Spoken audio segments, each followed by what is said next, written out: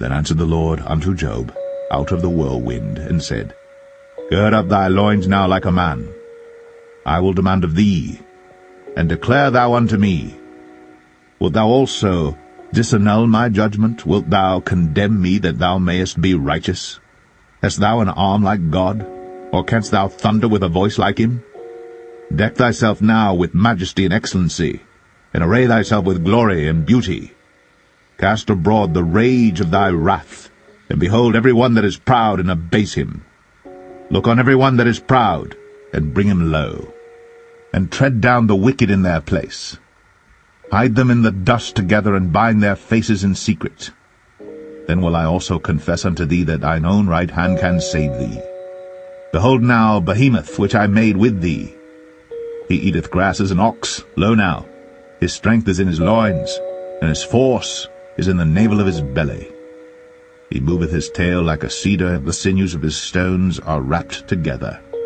His bones are as strong pieces of brass, his bones are like bars of iron.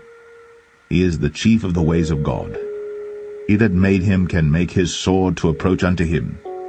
Surely the mountains bring him forth food, where all the beasts of the field play. He lieth under the shady trees in the covert of the reed and fens. The shady trees cover him with their shadow. The willows of the brook compass him about. Behold, he drinketh up a river, and hasteth not. He trusteth that he can draw up Jordan into his mouth. He taketh it with his eyes. His nose pierceth through snares.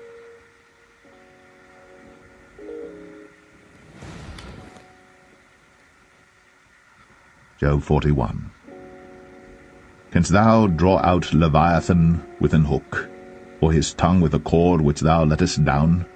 Canst thou put an hook into his nose, or bore his jaw through with a thorn? Will he make many supplications unto thee? Will he speak soft words unto thee? Will he make a covenant with thee?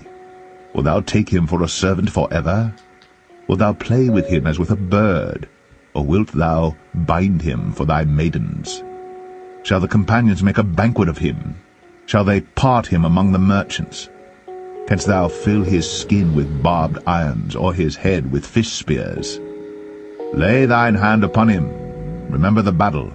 Do no more. Behold, the hope of him is in vain. Shall not one be cast down even at the sight of him? None is so fierce that dare stir him up. Who then is able to stand before me? Who hath prevented me that I should repay him? Whatsoever is under the whole heaven is mine. I will not conceal his parts, nor his power, nor his comely proportion.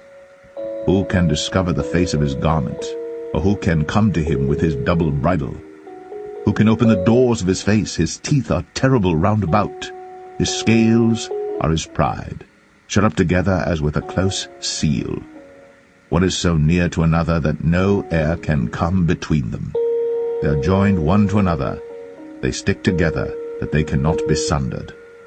By his sneezings a light doth shine, and his eyes are like the eyelids of the morning. Out of his mouth go burning lamps, and sparks of fire leap out. Out of his nostrils goeth smoke, as out of a seething pot or cauldron. His breath kindleth coals, and a flame goeth out of his mouth.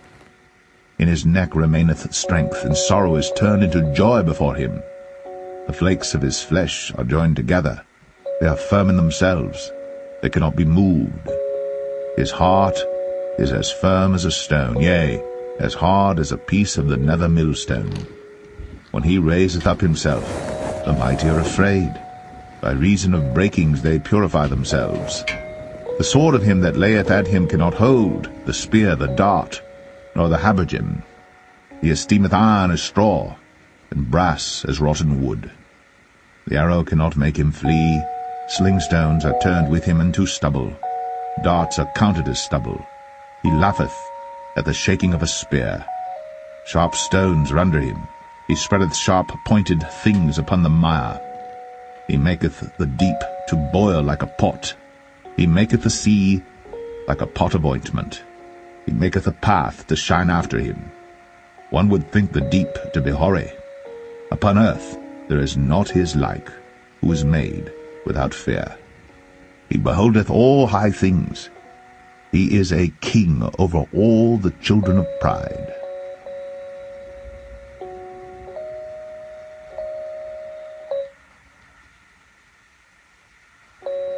Job 42.